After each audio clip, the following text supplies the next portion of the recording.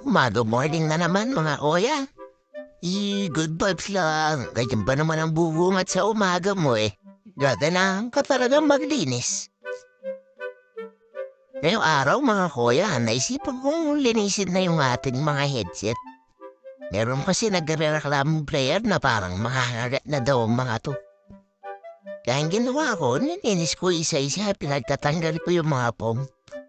Kagandaan sa mga headset na to, natatanggal yung mga foam at washable din.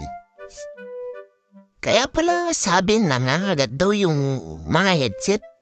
Walang pala ang langgam ang isa. Ayan, napakarami. Kaya pala piling ang mga ngagat daw. Ngagat pala talaga.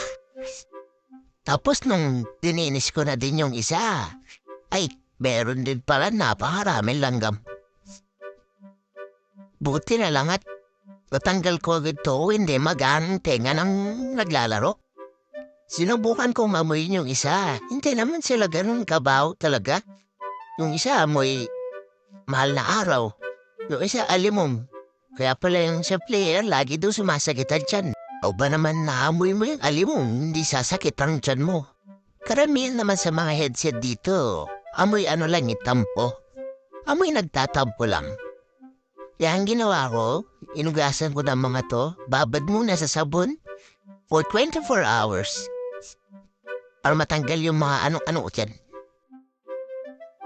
Habang binababad ko nga ang mga foam ng headset, nilinisan ko na din itong mga electric fan natin.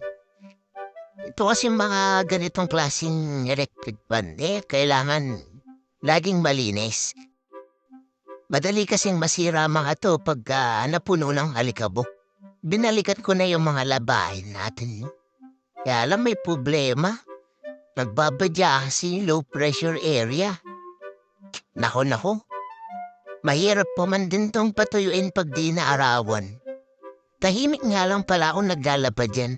Hindi kasi alam ng kapitbahay namin na nakikigamit ako ng gripo nila. Pagkatapos nga nalaban ay sinampay ko ng mga to. At yan malapit ng umulan. Yan lang. Nasa muli, paalam.